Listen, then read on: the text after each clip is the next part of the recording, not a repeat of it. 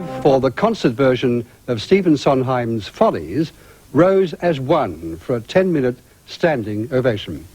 The Melbourne International Festival could have sold the house several times over, but Sondheim wouldn't release the rights for more than one concert, nor would he allow the performance to be recorded. However, Review was allowed a sneak preview during the 5 days of rehearsals. Joe Litson reports.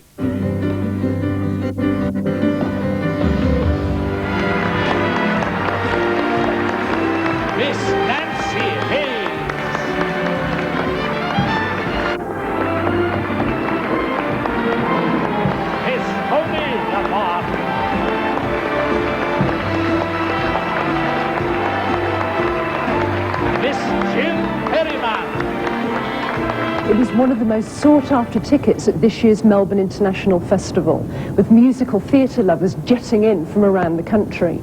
Stephen Sondheim's Follies in concert was a special occasion, particularly since Sondheim would release the rights for one performance only. In fact, tickets were said to be selling on the black market for 3 and 4 times their face value. But if excitement was high amongst the audience, backstage it was an extraordinarily emotional time as some of the greatest stars of Australian musical theatre gathered to rehearse. Well, it's goosebump time the whole time, isn't it? And crying, lots of crying going on. It's just one of those events, you know, to have been asked, considered, and to be here is just the best thing, yeah. It's fascinating in rehearsals when Tony says, right, I've finished with you, you can go, and no one moves. We all stay to hear everybody else rehearsing and just drink it in and absorb this wonderful atmosphere. Okay, can we stop there? Now, at that point, live and laugh and love, and you're never a flop. Tony Sheldon calls the opportunity to direct Follies a gift from God, and festival director Richard Werrett. It's the first major show he's directed, and he couldn't have found a more appropriate place to start, having grown up in show business. We're on national television. I'm not going to call you mummy. A well-known performer himself, he knew instantly who he wanted to cast, though getting his dream lineup took some persuasion. A lot of people were very frightened. There are people who haven't performed for some 20 or 30 years, so I wrote some really sucky letters to people saying there are whole generations of people who haven't seen you work, and you owe it to your public. To Maggie Fitzgibbon, I pointed out that the bulk of her career has been in England, so she hasn't done a musical here since 1963. When I read Tony Sheldon's letter, I thought, a most seductive letter from a young man. And I thought, yes, I'll do it. As a thank you, actually, for having been part of a wonderful profession. Also a tribute to my brother and my mother, who felt that I gave it up all too soon. So I thought, well, they're no longer here, but if you're up in heaven, I'm doing it for you both. And that's the truth of the matter. When I'm here, first you're another slow and wham. Then someone's mother, then your camp, then your career, from career to career.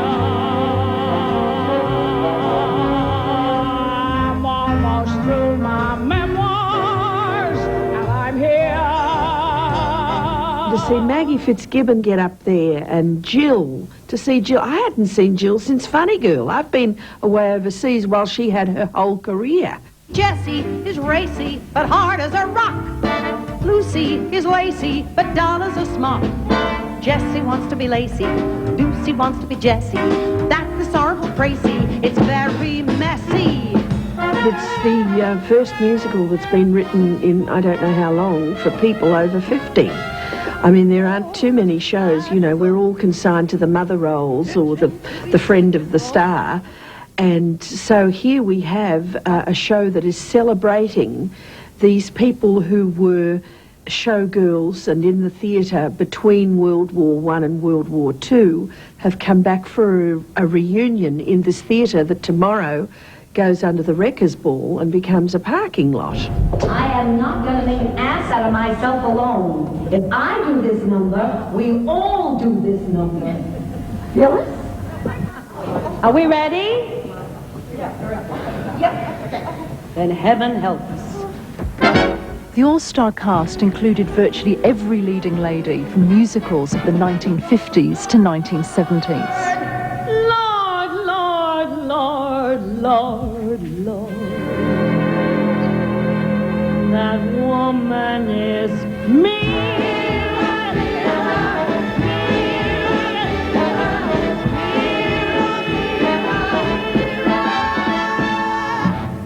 I bet you think champagne is glamorous. Well, isn't it? No. Opera singer Margaret Haggart took over one of the biggest roles at 10 days' notice when Geraldine Morrow had to withdraw. In body's eyes, I'm young, I'm beautiful. In body's eyes, I don't get older.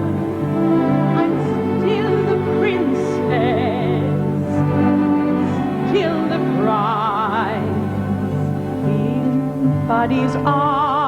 Sondheim himself said it's a musical about the death of the musical.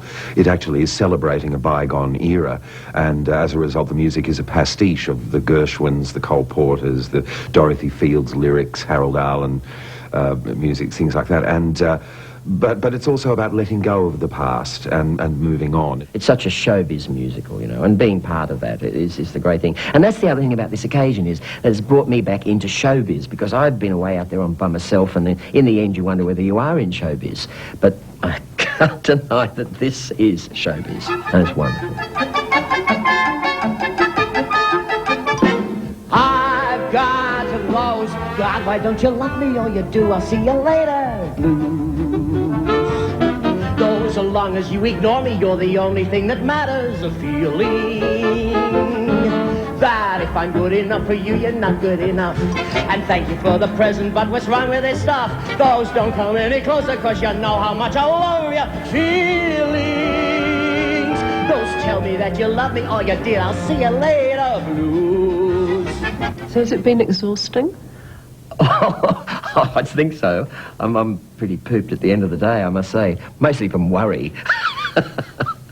I'm thinking I might need a sedative later today. However, I'll get there.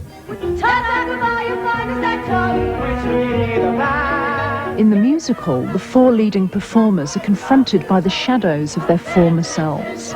Young, in love, and about to make the commitments all will live to regret. Because I only got out of an acting school quite recently, and to see these people who have obviously, 20, 40 years, sometimes more, a lot more experience in that, they make it look so easy and so relaxed, even though you know that they're nervous. Oh, I think if I didn't feel nervous, I'd be dead.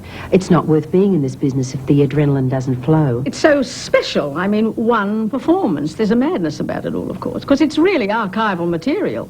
We'll never do it together again, because we're getting there, aren't we? I think we all think, well, if we never do another show again, this will be a wonderful farewell.